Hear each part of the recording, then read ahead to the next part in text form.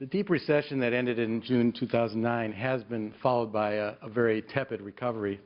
Economic activity has grown, but slowly from levels far below the productive capacity of the economy. With demand growth barely keeping pace with firms' abilities to increase productivity, job creation has been too weak to significantly reduce unemployment, which stands today at 9.6%. And as is typical in such circumstances of considerable slack, the rate of inflation has declined. Viewed through the lens of the Federal Reserve's dual mandate, the pursuit of the highest level of employment consistent with price stability, the current situation is wholly unsatisfactory. Given the outlook that the upturn appears likely to strengthen only gradually, it will likely be several years before employment and inflation return to levels consistent with the Federal Reserve's dual mandate. Today, I will discuss why the recovery has been disappointing and highlight some of the issues facing the Federal Reserve and monetary policy, echoing some of the themes laid out by Chairman Bernanke in his Jackson Hole speech in late August. As always, what I'm going to say reflects my own views. It does not necessarily reflect the views of the Federal Open Market Committee or the Federal Reserve System. In recent quarters, the pace of growth has been disappointing, even relative to our modest expectations at the start of the year. After rising at about a 3.25% annual rate during the second half of 2009, there has been a progressive slowing to 2.75% annual rate during the first half of the year, and very likely to an even slower rate in the third quarter. The factors responsible for the failure of the economy to pick up speed include, 1, the gradual petering out of the contribution from the swing inventories from rapid liquidation in the first half of 2009 to a modest increase in the second quarter of 2010. 2, the sluggish recovery in consumer spending. And 3, the continued weakness in housing. Normally, at this stage of the recovery, the handoff from growth led by inventory accumulation to growth led by private final demand would have been more fully accomplished. This handoff has been delayed because households have been paying down their debt, a process known as deleveraging. In addition, many businesses have been reluctant to hire. This has limited income growth. Slow income growth, along with caution in the face of economic uncertainty, has also restrained spending. Although so-called soft patches are quite common during the early stages of economic expansion, this soft patch is a bit different. First, it probably will last somewhat longer because the deleveraging process is not yet complete. Second, the current weakness is somewhat more concerning because it's occurring at a time that the central bank has already cut interest rates to near zero. In fact, this failure of the recovery to catch fire has occurred despite aggressive monetary policy and fiscal policy steps to stimulate the economy. On the monetary policy side, short-term interest rates have been nearly zero for a year and a half. The Fed purchased $1.7 trillion of long-term assets, and the proceeds from maturing securities are being reinvested to keep the balance sheet from shrinking unduly. On the fiscal side, a series of measures has provided support to a broad range of activities. The sluggish nature of the recovery in the face of very substantial stimulus reflects the dynamics at work during the expansion that preceded it. Beginning around 2003, underwriting standards for residential mortgages were significantly relaxed, and this led to a sharp rise in household borrowing and in home prices. The two trends were inextricably linked. The rise in home prices helped to support additional demand for credit as households used the collateral represented by their homes to borrow large sums of money via home equity lines and second mortgages. Chart 1 illustrates how the growing proportion of non-prime first mortgage loans helped fuel the sharp rise in home prices. As home prices rose and the stock market performed strongly, household net worth rose sharply. Households responded by borrowing more and saving less. After all, why save when the rise in home prices was adding to your wealth and the housing equity created by the rise in home prices could be easily tapped for funds as needed? The use of home equity as a source of funds to support consumption is evident in the fact that homeowners' equity as a share of home values was essentially flat over this period. This is shown in Chart 2. This indicates that homeowners were borrowing against their accumulated gains. The surge in home prices pushed up the ratio of household net worth to disposable income to nearly 640%, and the personal savings rate fell below 2%. This is shown in chart 3. The surge in home prices was fueled by products and practices in the financial sector that led to a rapid and unsustainable buildup in leverage and an underpricing of risk during this period. These dynamics in turn provided the fuel that caused home prices and consumer spending to rise much faster than income. As shown in chart 4, the share of GDP accounted for by consumption and residential investment climbed to a peak of 76% in 2005, up from 71% in the mid-1990s. The boom, of course, was unsustainable. The progressive easing of underwriting standards that was needed to support housing demand could persist only as long as underwriting practices were progressively relaxed in order to generate more buyers. When home prices began to slip beginning in 2006, the dynamics swung in reverse. The collateral values supporting borrowing and spending began to fall. As bank credit losses began to mount, credit availability became impaired, and this exacerbated the downward pressure on home prices and on borrowing and spending. Not only did households that had overextended themselves have to cut back, others also retrenched because they were affected by the declines in wealth and heightened uncertainty about the economic outlook and their job prospects. It's not surprising that the workout from the excesses of this type of boom would take a long time. Just as it took several years for the boom to begin and run its course, so it would take years, not months, for households and financial firms to adjust their balance sheets and behavior to the new environment. Households had to raise their savings rates in order to rebuild their balance sheets. Banks had to replenish their capital to replace losses via loan charge-offs and other credit impairments. Both adjustments would need to occur before the economy could grow rapidly.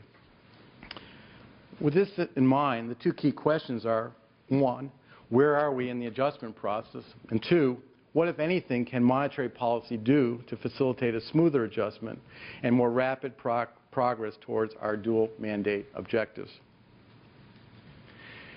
In terms of the adjustment process, starting on the household side, most signs point to significant progress. For example, the revisions to the national income and product accounts that were announced in July revealed substantial upward revisions to the personal savings rate. This is shown in chart 5.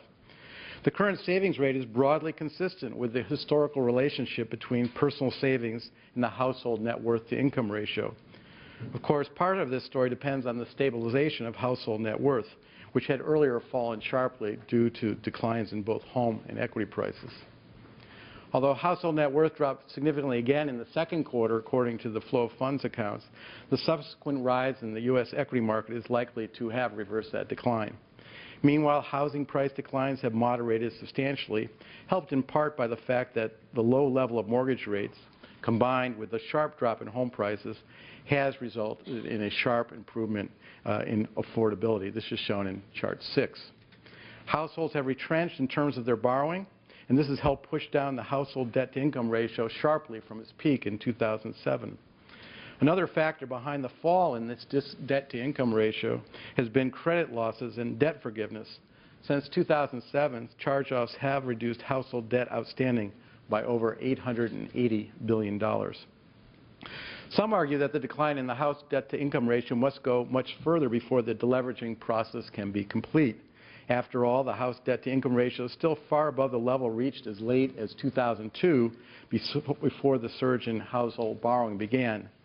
Some even argue that the household debt-to-income ratio must fall back to the level of the 1980s. I think that is an overly pessimistic view for a simple reason. Both household debt and household financial assets have been rising faster than income growth on a secular basis since the 1950s. Focusing just on debt misses what is happening on the other side of the balance sheet, which is shown in chart 7. One reason why both households' assets and debt have been rising faster than income is due to greater financial intermediation. For instance, tax incentives encourage people to fund their 401k plans rather than pay down mortgage debt as they get older. The notion that the household adjustment process is well advanced is also supported by other data. For example, the share of after-tax income devoted to servicing debts, as well as paying property taxes and homeowners insurance and rent, has declined sharply over the past 2 years and is now back to levels that prevailed in the late 1990s. This is shown in Chart 8. In addition to the declining stock of debt, households have been able to refinance outstanding debt at lower interest rates. Moreover, mortgage delinquency rates, even in the most serious categories, have started to fall. And data that tracks changes in the proportion of borrowers who are delinquent and then becoming current versus those who are becoming delinquent and then becoming more delinquent is encouraging. These trends are shown in Charts 9 and 10. Finally, the less serious delinquencies for credit card, auto, and student loans have been trending lower, although this is not the case for more serious delinquencies. This is shown in Chart 11. Of course, these recent improvements have come in the context of the stabilization in employment and house prices. To ensure that the more favorable trends in household balance sheets continue, the economic environment needs to become more supportive. We also should recognize that there's still considerable uncertainty about the level of the savings rate and the configuration of household balance sheets that will prevail in coming years. It is possible that households now perceive the world to be a riskier place than they did before, and they want to have more rainy day funds as a consequence. More saving may also be needed to meet higher down payment requirements for home purchases. Thus, while we may be far along in the adjustment process, it is difficult to judge just how much further we have to go. Turning now to the issue of credit availability, there's no question that credit conditions are still tight. There are a number of impediments. Financial institutions, many of which still face balance sheet problems of their own, have tightened underwriting standards. And a declining property prices has cut collateral values and made the refinancing of many residential and commercial mortgages more difficult. On the banking side, there is considerable differentiation across the industry in terms of health.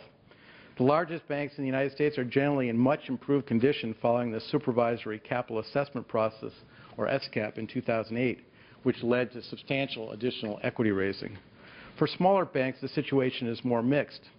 According to the FDIC, at the end of June, more than 800 of the nation's nearly 8,000 commercial banks and savings institutions remained on the FDIC's problem institution list. But overall, the situation is one in which credit availability is slowly improving. According to the Federal Reserve's Senior Loan Officer Survey, the percentage of banks reporting that they were tightening credit standards across a wide range of lending categories peaked in late 2008. The most recent data indicate that virtually no banks are tightening credit standards, and a number of banks have begun to relax credit terms. This is shown in Chart 12. In addition to households, the small business sector is another area that has seen a contraction in credit. Focus groups and surveys conducted by the Federal Reserve suggest that this contraction is the result of three distinct factors: a decline in demand for credit, a tightening of lending standards, and a weakening of credit quality due to lower collateral values and cash flows. Which is the most difficult of these three factors is difficult to discern. However, surveys of small business owners indicate that much of the weakness in lending to this sector reflects a lack of demand on their part. The National Federation of Independent Business, for instance, asked its members to indicate the single most important problem from a list.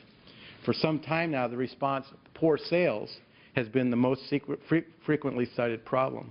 In contrast, relatively few respondents cite financial conditions and interest rates as the most important problem. This is shown in Chart 13. There is one caveat to this. Credit constraints could be inhibiting the formation of new small businesses. This is something that surveys of existing firms would not capture. Although credit availability has begun to improve, the declining collateral values remains a significant impediment. For example, housing prices have declined so far that nearly 1/4 of homes are now worth less than the value of the mortgages that finance them. Lacking sufficient collateral values, such homeowners cannot take advantage of the fact that conforming mortgage rates are at their lowest level in history, and so they can't refinance their mortgages. Overall, the desire to rebuild wealth through savings and the limits on creditability to households has acted to restrain consumer spending, keeping the recovery tepid. To some degree, this adjustment is unavoidable, as the economy had reached unsustainable levels of consumption and housing demand. However, the fact that many of these adjustments are inevitable does not rule out a role for monetary policy to support economic activity.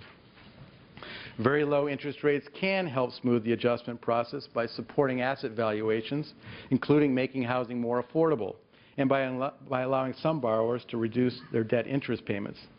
Beyond this direct role in smoothing the deleveraging process, to the extent that monetary policy can cut off the tail of the distribution of potentially adverse outcomes, making a truly disastrous outcome less likely, it can help encourage those households and businesses with more money to spend to do so.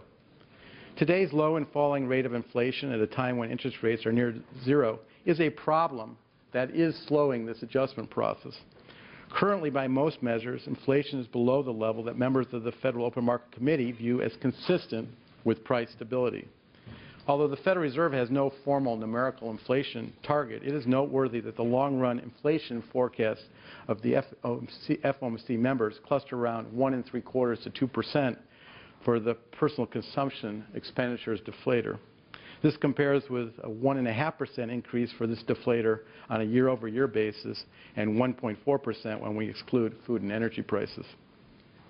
Low and falling inflation is a problem for several reasons. First, low and declining inflation makes it harder to accomplish the needed balance sheet adjustments. That is because, all other things being equal, lower inflation means slower nominal income growth. Slower nominal income growth in turn means that less of the needed adjustment in household debt to income ratios will come from rising incomes. That puts more of the adjustment burden on paying down debt. Second, and even more importantly, low and falling inflation can cause inflation expectations to decline. This is important because inflation expectations are an important factor that influence actual inflation. Moreover, when inflation expectations decline, the expected real cost of credit increases, and this is a subject I will return to in a moment. So what could the Federal Reserve do? As I see it, there are two potentially complementary avenues. First, we could take steps to make our current highly accommodative stance of monetary policy more effective in stimulating economic activity by providing additional guidance about what we are trying to achieve today and in the future. Second, we could find ways to increase the amount of stimulus we currently are providing through our balance sheet. Turning to the first issue, clear communications about objectives and intent is an important element of effective monetary policy. For example, communicating clearly our intention to return inflation to more normal levels can help keep inflation expectations well anchored around levels consistent with our long-term inflation goals. As the central bank, we and we alone can control inflation, if not precisely in the short run, then over the medium term. By clarifying our intentions, we can reduce the risk of further disinflation or even an outright debt deflation spiral that would make it still more difficult to accomplish the necessary balance sheet adjustments. Clear communication on our part is important at all times, but it's even more critical when the federal funds rate is at or near its effective lower bound. In this environment, a decline in inflation expectations that drives up the real interest rate and thereby increases the real cost of credit cannot be offset by simply lowering the federal funds rate further. Thus, in a very direct sense, a fall in inflation expectations when the target interest rate is at the zero bound reflects a de facto tightening of monetary policy and of financial conditions. Such a tightening would clearly be highly undesirable at this time when the unemployment rate is too high, inflation is too low, and the economy has only moderate forward momentum. In this situation, the FOMC must be clear and resolute in its commitment to its price stability objective. This is why the most recent FOMC statement clearly stated that underlying inflation was running somewhat below levels consistent with the dual mandate. There are a range of options we could pursue if we judged it worthwhile to go even further in communicating our objectives and intent. We could be even more explicit with regard to the inflation rate that the committee views as compatible with price stability. For instance, by stating an explicit inflation objective, as is common practice in many other advanced economies. This could help anchor inflation expectations at the desired rate. It would also clarify the extent to which the current level of inflation falls short of that rate. If we were to go down this path, it would be important to note that any provision of more information on our inflation objective would not be a signal that the inflation element of the dual mandate had become more important than the full employment objective. Instead, it would principally reflect the fact that inflation being too low just like inflation being too high, is an impediment to achieving the full employment objective of the dual mandate. If we judged it desirable, we could go still further and provide more guidance on how monetary policy would react to deviations from any stated inflation objective. One possibility would be to keep track of inflation shortfalls when the federal funds rate is constrained by the zero bound as it is today. For example, if inflation in 2011 were a half a percentage point below the Fed's inflation objective, the Fed might aim to offset this miss by an additional half percent point rise in the price level in future years. In the current environment, such an approach would have some advantages as well as some disadvantages. When there's a large amount of slack in the economy, the Federal Reserve might not easily be able to hit an inflation objective soon. But the central bank could plausibly promise to make up the difference later on. Indeed, the further the Fed fell behind its inflation objective in the near term, the more inflation would need to increase in the future in order to push the actual path of prices up to the path consistent with price stability over the long run. To the extent this policy was more credible, it might do a better job keeping inflation expectations from falling. This might make monetary policy more stimulative and thus might help the FOMC achieve its objectives more quickly. However, such an approach would only work well if people understood how it would operate and form their expectations of future inflation accordingly. And there could also be significant costs. For example, if people mistakenly concluded that the Fed was tinkering with its long-run inflation objective, this could lead to greater uncertainty about future inflation. This might lead to higher risk premium and higher nominal interest rates, and this would undermine the effectiveness of such a policy to stimulate the economy.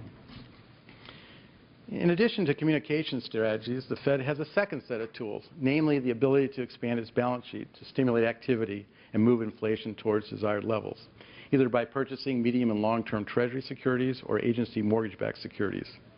Such purchases of long-duration assets pull down the level of long-term interest rates by removing duration from private sector hands who respond by purchasing other longer-dated assets. Two interesting questions pertain to balance sheet expansion. First, how much would the Fed have to purchase to have a given impact on interest rates in the economy? And second, what constraints exist in terms of limits to balance sheet expansion? And what are the costs involved that would impede efforts to meet the dual mandate now or in the future? These questions demand serious consideration prior to any decision to expand the balance sheet further. With respect to the first question, some simple calculations that are based on recent experience suggest that $500 billion of purchases would provide about as much stimulus as a reduction in the federal funds rate target by between a half a point and 3/4 a point. But I would caution that this estimate is sensitive to how long market participants expected the Fed to hold on to these assets. More broadly, the clearer and more credible the framework governing purchases, the greater the likelihood that market participants would act in a manner that helped the Fed achieve its objectives. In particular, the more confident market participants are in the Fed's ability to exit when the time is right, the more effective its purchases will be in stimulating the economy. Suppose the Fed was indeed successful in reducing long-term interest rates further. What then? Some claim that lower rates would have no effect on economic activity, that the Fed would be pushing on a string. This is too dark a view.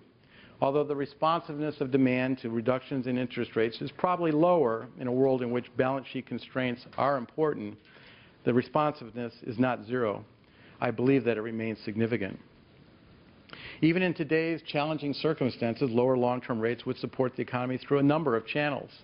Lower long-term rates would support the value of assets, including houses and equities and household net worth. Lower long-term rates would make housing more affordable and support consumption by enabling more households to refinance their mortgages at lower rates. This would increase the amount of income left over for other spending.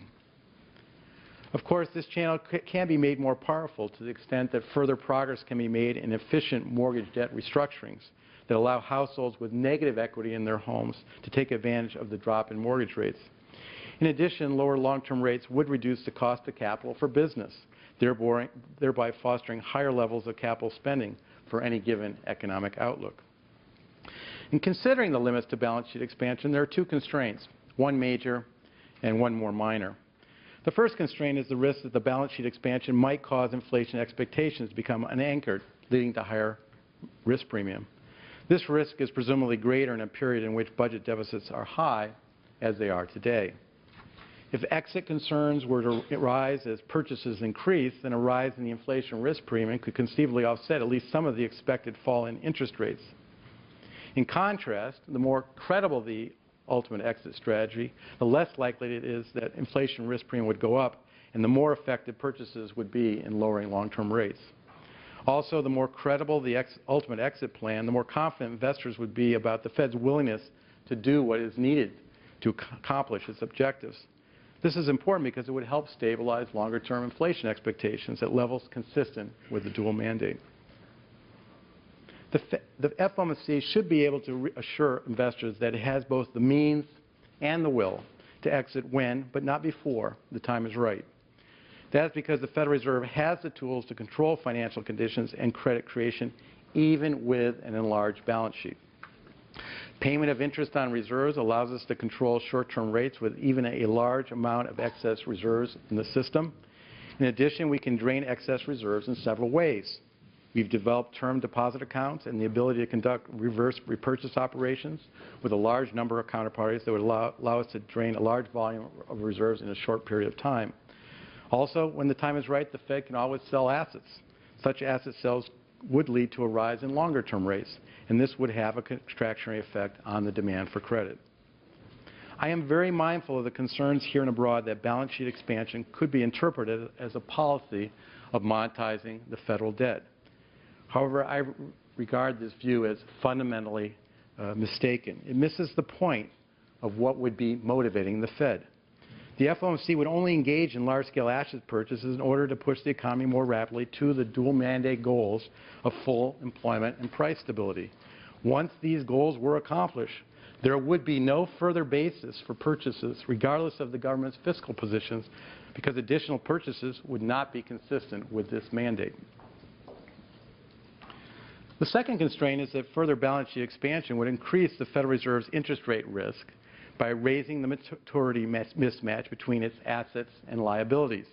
Recall that the bulk of the Fed's liabilities are overnight reserves, and the bulk of its assets are longer-term treasuries, agencies, and agencies' mortgage-backed securities. The bigger the balance sheet becomes, the more a future rise in short-term interest rates will squeeze the Federal Reserve's net interest margin. Some worry that this exposure to higher short-term rates could conceivably affect the Federal Reserve's monetary policy credibility in the future. Some market participants might worry that the Federal Reserve could become reluctant to raise short-term rates in a timely way because this would constrain the amount of revenue that it would earn and remit to the Treasury. I am confident that there's nothing to worry about on this score. Even if the Federal Reserve was not obliged to act in keeping with this dual mandate, which it is, with its assets skewed towards long-duration securities, the Fed has every incentive to ensure price stability over the long term. It is true that the larger the size of the balance sheet, the more likely it is that the Fed would ultimately sell assets back into the market, and this could occur at prices that could result in losses. Although some fear that such losses could compromise the Federal Reserve's independence, there is no reason why this should be the case, providing we stick closely to our mandate at all times. To date, the Fed's actions in responding to the crisis have resulted in abnormally large profits that might reasonably be set against any subsequent losses. But much more importantly, our dual mandate does not state that we should do what is necessary to promote full employment and price stability only at times when we are virtually certain that doing so we will make a profit. It directs us to promote full employment and price stability at all times.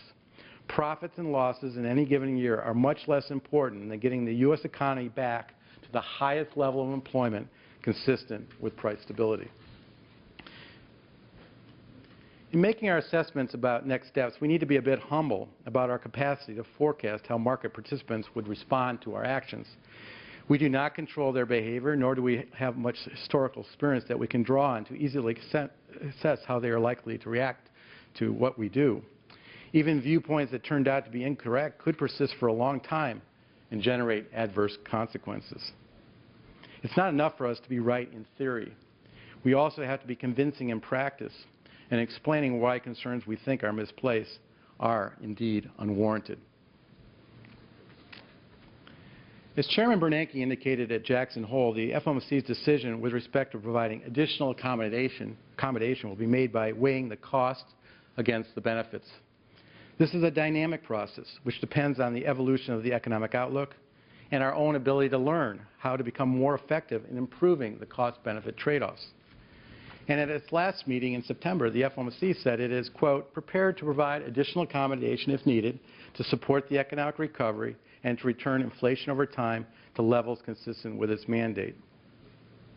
Currently, my assessment is that both the current levels of employment and inflation and the time frame over which they are likely to return to levels consistent with our mandate are unacceptable.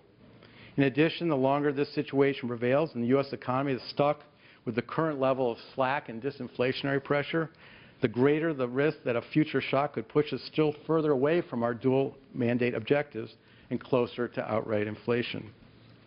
We have tools that can provide additional stimulus at costs that do not appear to be prohibitive. Thus, I conclude that further action is likely to be warranted unless the economic outlook evolves in a way that makes me more confident that we will see better outcomes for both employment and inflation before too long. Thank you very much for your kind attention. I would be happy to take a few questions.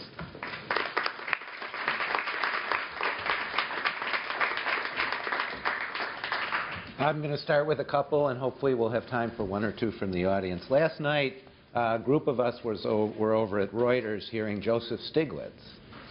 And on a scale of 1 to 10, 1 being extremely pessimistic about the economy and 10 being optimistic, he was a 0. Where are you on that continuum, and would you give us a number? Well, I think that I'm pretty optimistic that the economy, I'm actually quite optimistic that the economy is going to keep growing. I think we're on track for sort of 2% growth, and then the economy is going to gradually accelerate from there. What I'm less confident about is how fast we're going to get back to our objectives of full employment and price stability, and that's really what's frustrating us at the current time. I think the so-called double dip that people talk about, I think, is actually quite unlikely for a number of reasons. Policy is stimulative. As I discussed in my speech, credit availability is improving. The cyclically sensitive sectors of the economy, like housing and autos, are already operating at levels that are very depressed. And the rest of the world is growing at a decent rate. So the issue is, in my mind, is not double dip. The issue is how can we get the economy to grow faster so to get more quickly back to achieve our dual mandate. So to follow up on that, as I listened to the speech, I heard a million coulds. You could do this, you could do that. What do you think is the best thing to do? And I understand this would be your personal opinion and not that speaking for the Fed. The best thing to do would be to go to the November FOMC meeting and have a good, heartfelt discussion and then make a decision. I also heard, and one of the great debates, of course, is whether this low interest rate policy is really good in the long term. And one member of the Open Market Committee, as we know, thinks the current policy is not a good idea because he keeps voting against it. And I heard this very interesting comment you made that the Fed could pursue a policy that would add 0.5 percentage point to the inflation rate. Let me correct you, Greg. That's not what I said. I said that we could follow a policy where if inflation fell 0.5% below what we were looking for, we'd make up that 0.5% difference in future years. That does not mean that we would permanently accept a higher rate of inflation. I understand. Could the Fed be that precise? And isn't there a risk, which we saw those of us who are older, who were around in the 70s, that efforts on your part could backfire down the road when we would have much larger inflation rates, which is after all, what the dissenting Fed governor is worried about? Well, I think that it is very, very important before we engage in any policy that provides more accommodation to be absolutely confident that we can exit smoothly when the time comes. Because if we can't exit smoothly when the time comes, we're not going to be achieving our dual mandate over time. It's not about achieving our dual mandate just today or next year or the year after. It's over the long term. So the ability for us to exit on time in a way that doesn't lead to a longer term inflation problem is absolutely just as critical as getting the economy to grow faster today. So we think, as I said in my remarks, we have developed some really good tools that allow us to control credit expansion even within a large balance sheet. People who are worried about our inability to do so, I think, are very much mistaken. I'm happy to sit down and talk to anyone at any time and explain, once again, why these tools will be effective in allowing us to exit without a long-term inflation problem. So one of the things, if I can just finish on my questions with Stiglitz, he said there's nothing more the Fed can do. The Fed is out of power and out of tools, and his view was it had to be on the stimulus side. So you would disagree with it? Well, as you heard in my remarks, of course I would disagree with it. We can do things, two major things, as I said in my remarks. One, we can improve our communications so that we can better anchor inflation expectations, which that's important because that means that it makes monetary policy more stimulative at the current level of interest rates. And two, we can consider a further balance sheet expansion. Now, is it true that the Fed can do everything? Of course not. There's a lot of other steps that could be taken to support the economy. And one thing that I touched on in my remarks is that, steps that could be taken to help let households that are locked into high-rate mortgages because the value of their homes are less than their mortgages to refinance to take advantage of lower interest rates. That would be a very, very welcome development. We could figure out how to do that. Question in front. Kevin Hall with the Fletcher newspapers, and since we're touting small colleges and Overbrook University graduate. Last night we heard talk about also income inequality and the degree to which the lack of income growth and loss of this broad middle-class job base is creating a lack of aggregate demand. If I hear your speech right, you're saying it's really more the deleveraging that's a factor. What factor, Stiglitz suggests, and Robert Reich in his new book suggests, that we're looking at 8% unemployment as the new norm because of the lack of aggregate demand, because of the reshaping workforce. Can you talk a little bit about where you see the long-term unemployment rate? Well, I don't think we know exactly where the long-term unemployment rate is going to be. There are some people that argue that the full employment rate will be somewhat higher as we go forward than it was going into the last downturn for a variety of reasons. One, that we really overshot in terms of construction activity, and two, there may be some people who are long-term unemployed and they may find it hard to find their skills, get back into the workforce. But clearly, the long-term unemployment rate is way below the 9.6% rate that we're at today, and that's really the important thing. I think a lot of this discussion about what the full employment rate is going to be in the future is really off point because we know it's far below where we are today. So what we need to do is start heading in that direction more forcefully. As we head in that direction, we'll learn more about what that full employment rate is in the future. But that's the story I think that we really need to worry about another day. Right now we need to get the economy to grow more rapidly. Is there any credibility to this idea of the income gap being one of the reasons we're not rebounding?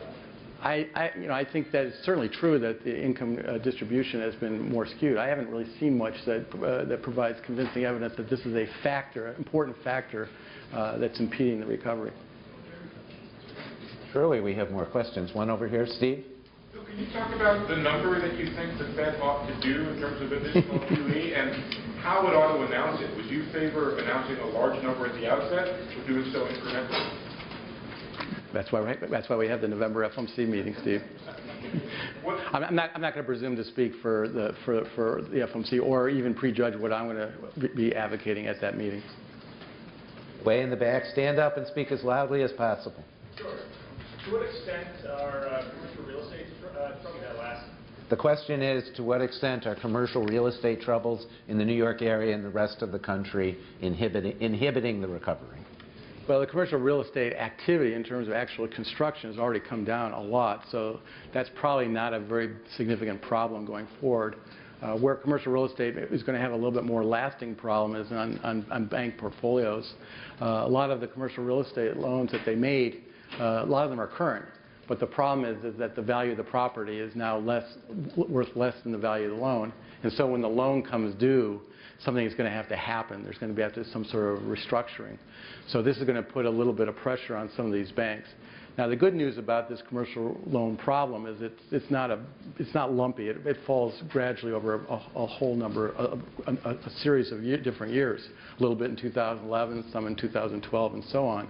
So I don't think that this is going to be a huge constraint on the economy, but it's definitely going to be something that slows the recovery to health of banks that have large commercial real estate exposures. You've spoken a bunch about the significance of the communication piece, and just as a student, I'm kind of confused about what's going on. I'm wondering if there's a more simple way to communicate all of these complex ideas. Well, it is, there's no question that there are communication challenges that face the Fed because we're in a very unusual environment where the interest rates are at the lower bound and we're using policy tools that we've never used before. So this is one reason why I'm here. today, and this is really why I wanted to speak to this issue. The better we can lay out all the issues, assess them fairly, and reassure people about what's likely actually to happen, that's good, because that will reduce the dispersion of uncertainty. That will limit uncertainty. And to the extent that people are less uncertain, the world is a less risky place, and that will improve the probability of having a good outcome. So it is a challenge. It is complicated stuff. We haven't done a lot of this before, but that's why I'm here giving the speech. You suggested that the commercial real estate problem is not that extreme. Many people are worried that that will contribute to a real erosion of bank quality. There are probably going to be more bank failures next year even than there are this year. What is your assessment of how solid or not solid banks are?